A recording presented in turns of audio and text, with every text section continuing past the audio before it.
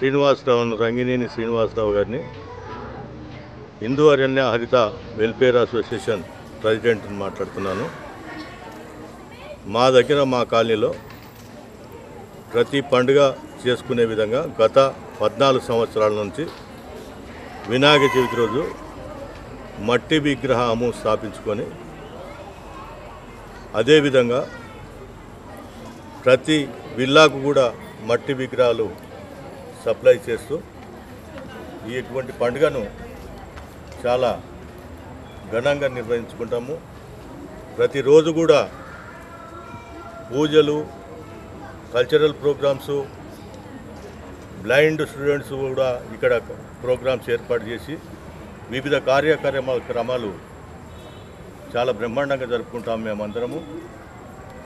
ఈ పండుగనే కాకుండా ప్రతి పండుగ కూడా బతుకమ్మ కానీ నవరాత్రులు కానీ ఏవి కూడా బ్రహ్మాండంగా ఉత్సవాలు చేసుకుంటూ జరుపుకుంటాము. ముఖ్యంగా వినాయక చవితి పండుగ నాడు మాకు ప్రత్యేకత ఉన్నది. అది కూడా మట్టి విగ్రహాలను తీసుకొచ్చి మా దగ్గర 252 విల్లాలు ఉంటవి. ప్రతి ఇంటికి కూడా ఒక మట్టి విగ్రహము సప్లై చేస్తూ ఇక్కడ కూడా మేము 4 అడుగుల మట్టి విగ్రహాన్ని పెట్టుకొని ప్రతిరోజు బ్రహ్మాండంగా కార్యక్రమాలు నిర్వహిస్తాము అని తెలియజేసుకుంటున్నాను. నేను మదన్ మోహన్ రెడ్డి, హిందూ అరణ్య హరిత విల్లా ఓనర్స్ అసోసియేషన్ జనరల్ సెక్రటరీగా ఈ సంవత్సరం బాధ్యతలు తీసుకున్నాము. ఈ కాలనీలో గత ప్రజలుగా చెప్పినట్టుగా గత 14 సంవత్సరాలుగా గణేష్ పండుగ చాలా ఘనంగా వైభవంగా జరుపుకుంటున్నాము.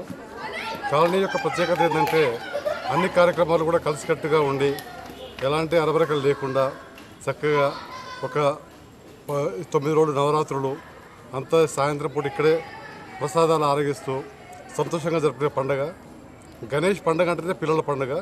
ఈ పిల్లల పండుగలో భాగంగా వారిలో ఉండే ప్రత్యేకమైన టాలెంట్ను గుర్తించి వారికి ఒక ఎంకరేజ్మెంట్ ప్రోగ్రాంగా దీన్ని తీర్చిదిద్దాలని మా కాలనీ ప్రయత్నిస్తూ ఒక కల్చరల్ కమిటీ ఏర్పాటు చేయడం జరిగింది. వారు పిల్లల్లో ఉండే టాలెంట్ని గుర్తించి వారికి అన్ని విధాల ట్రైనింగ్ ఇచ్చి ఇక్కడ ఒక వాళ్ళ టాలెంట్ను ప్రదర్శించే విధంగా రోజు కార్యక్రమాలు ఏర్పాటు చేయడం జరుగుతుంది.